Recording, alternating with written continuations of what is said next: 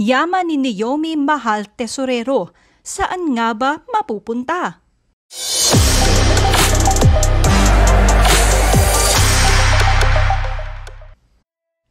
Matapos ang pagpanaw ng comedy icon ng Pilipinas na si Naomi Mahal Tesorero, marami ang nagtatanong kung saan mapupunta ang naiwan nitong mga ari-arian. Dahil sa biglaang pagkawala ni Mahal, marami ang naiintriga kung nakapag-iwan nga ba ito ng last will and testament. Ayon sa kapatid ni Mahal na si Jason Tesorero, dahil sa mabilis na pangyayari at hindi inaasahang pagpanaw ng kanyang ate, wala itong naiwang dokumento na nagpapahayag ng kanyang huling habilin.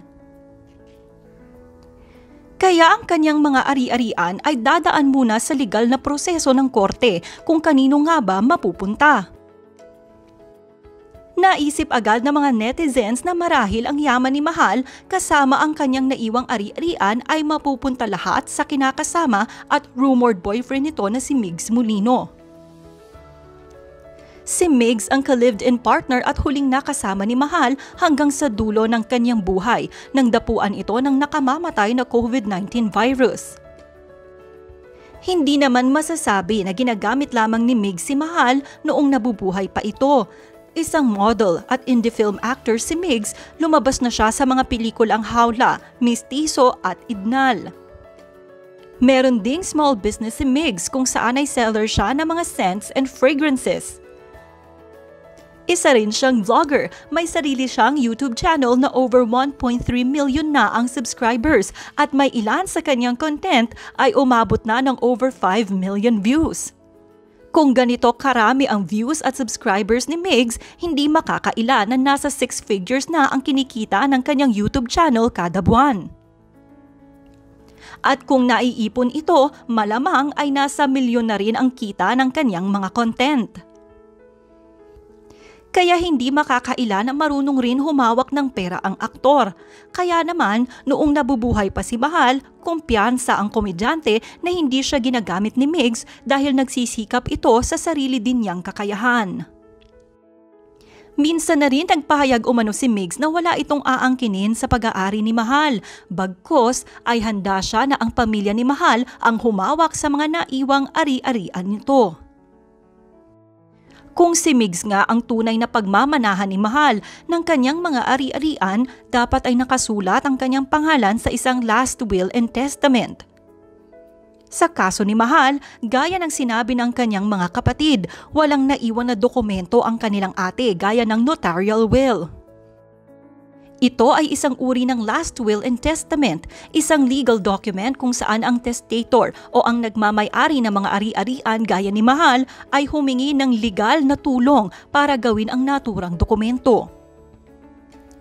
Mahigpit ang korte sa pagkilala ng notarial will kung saan dapat nakaalinsunod ang format ng form nito sa Article 805 at 806 ng Civil Code. Ang isang testator ay kinakailangan ng 3 credible witnesses na siyang pipirma rin sa will and testament. Matapos ang prosesong ito, dapat ay nakanotaryo ang mga pirmadong dokumento. Meron din namang kinikilala ang korte na holographic will kung saan ang testator o ang nagmamay-ari ng mga ari-arian ay gumawa ng sarili niyang handwritten will and testament. Kung saan may petsa ito ng paggawa, personal na isinulat ng may-ari at permado. Mas kasyual ang dokumentong ito at hindi kinakailangan ng witnesses. Yun nga lang, ayon sa Article 810 ng Civil Code, dapat ang buong holographic will ay tunay na sulat kamay ng namayapa, sabi sa batas. A person may execute a holographic will which must be entirely written, dated, and signed by the hand of the testator himself. It is subject to no other form and may be made in or out of the Philippines and need not be witnessed. Sisiyasatin ng korte ang validity o legitimacy ng isang holographic will kung tunay itong sulat kamay at pirma ng namayapa bago siya pumanaw. Kung absent naman ang presensya ng 2 uri ng last will and testaments na ito, Ang mga ari-arian ni Mahal ay posibleng ibigay sa kanyang mga kamag-anak gaya ng kanyang mga kapatid kung wala itong direktang tagapagmana. Lumalabas kasi sa kaso ni Mahal na wala siyang anak kaya ang kanyang ari-arian ay tinatawag na intestate dahil walang iniwang tagapagmana. Kung pagbabatayan ng nakasaad sa Article 960 at 961 ng New Civil Code, ang isang intestate na ari-arian ay ibibigay ng korte sa kaanak ng pumanaw depende sa degree o lapit ng kanilang relasyon ng namayapa. Priority ng batas na ibigay ang naiwang ari-arian sa direct line of heir nito gaya ng legal na asawa at mga anak kahit pa legitimate o illegitimate children. Tsaka lamang titignan ng batas ang mga kapatid o iba pang distant relatives kung single, walang anak at walang naiwang last will ang namayapa. Kung sa mga kapatid ni Mahal mapupunta ang mga naiwang ari-arian, nakadepende pa ito sa pag-aaral ng korte. Pero game changer din sa sitwasyon ng intestate properties ni Mahal ang kanyang estranged husband na si Joby Hebrillo. Noong November 2, 2015, kahit pa All Souls Day ay ikinasal si Mahal sa non-showbiz boyfriend niya noon na si Joby. Siya ay isang butcher at isang merchandiser. Sa City Hall ng Quezon City ikinasal sina Mahal at Joby sa pamamagitan ng isang civil wedding. Witness ng kanilang pag-iisang dibdib noon, sinang Quezon City 1st District Councilor Victor Ferrer at ang mga kaibigan ni Mahal na sina May Rivera at Kissa Curdy. Sa isang farm sa Fairview ginawa ang reception. Pero hindi kalaunan ay naghiwalay rin ang dalawa at inamin ito ni Mahal noong 2020. Aniya, may kasulatan na siyang ginawa noong August 2019 hinggil sa kanilang paghihiwalay ni Joby. Pero hindi malinaw kung ang kasulatan ba na ito ay maituturing na annulment. Mahaba rin kasi ang proseso ng pag-a-annulled ng isang kasal lalo na dito sa Pilipinas. Ayon kay Mahal, hindi naging maganda ang paghihiwalay nila ng kanyang dating mister. Matapos ang kanilang split, lumipad ng ibang bansa si Joby at doon na naninirahan at nagtatrabaho. Malaki ang magiging papel ni Joby sa usapin ng mana. Kung mapapatunayan kasi na hindi pa sila legally annulled ni Mahal, may karapatan ito bilang legal at buhay na asawa niya. Lumalabas kasi na separate lang sila physically and emotionally but not legally. Ayon kasi sa batas, kapag ikinasal na ang dalawang tao ang kanilang mga ari-arian ay automatic na magiging conjugal property. Ibig sabihin, silang dalawa na ang nagmamay-ari ng mga ari-arian ng isa't isa. Kaya kung maghihiwalay man sila, hati ang makukuha ng mag-asawa. Pero kung bago ikinasal ay nagkaroon ng prenuptial agreement o mas kilala sa tawag na prenup kung saan nagkasundo ang dalawang ikakasal hinggil sa magiging estado ng kani-kanilang pag-aari, magsisilbi itong legal na dokumento kung saan hindi magiging automatic o default ang pag-iimplementa ng conjugal property.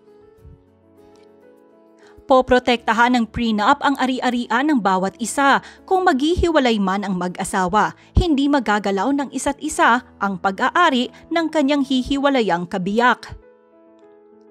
Ang prenup ay makakaapekto rin sa estado ng mana o inheritance kapag namayapa ang asawa. Ang prenup ay magsisilbing proteksyon rin na kung biglang mamatay ang may-ari ay walang makukuha ang dating asawa. Bagkos, nakatutok lamang ang mana sa direct bloodline ng namayapa gaya ng anak at mga apo.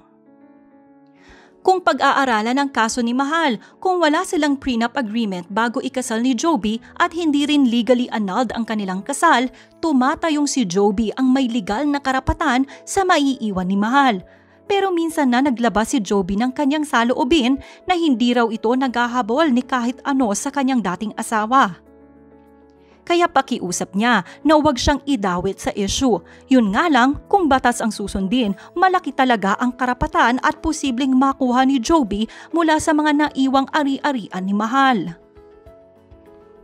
Hinggil naman sa naiwang YouTube channel ni Mahal na meron ng mahigit kalahating milyong subscribers at patuloy pa rin kumikita sa ngayon, nagsalita na rito ang kapatid niyang si Jason na nagsabing ipagpapatuloy niya ang naiwang channel ng kapatid alinsunod na rin sa kahilingan ng mga fans ni Mahal. Posible raw silang magtulungan ni Migs Molino sa pagpapatakbo nito kasama ang dating on-screen partner ni Mahal na si Mura. Bago pa kasi pumanaw si Mahal, ipinangako nito sa kaibigan na isasama niya ito sa kanyang mga proyekto kabilang na sa kanyang mga vlogs. Tuto pa rin daw ito ni Migs at tutulungan si Mura sa kanyang therapy gaya ng pangako ni Mahal. Ayon kay Jason, ang YouTube channel ni Mahal ay posibleng mag-focus sa pagkakawang gawa gaya ng ginagawa ng kanyang ate noong nabubuhay pa ito.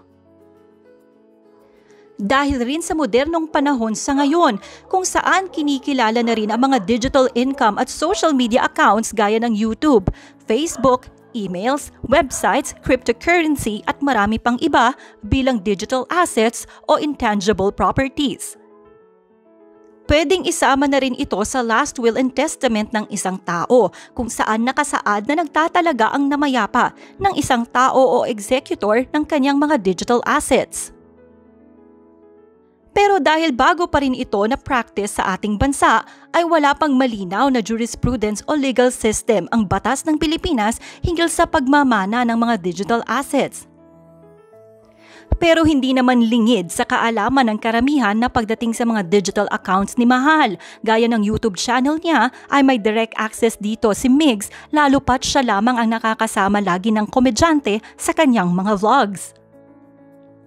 Mukhang nasa pag-uusap na lamang talaga ni Migs at Jason ang execution ng kanilang posibleng collaboration at papaano ipagpapatuloy ang naiwang channel ni Mahal sa YouTube.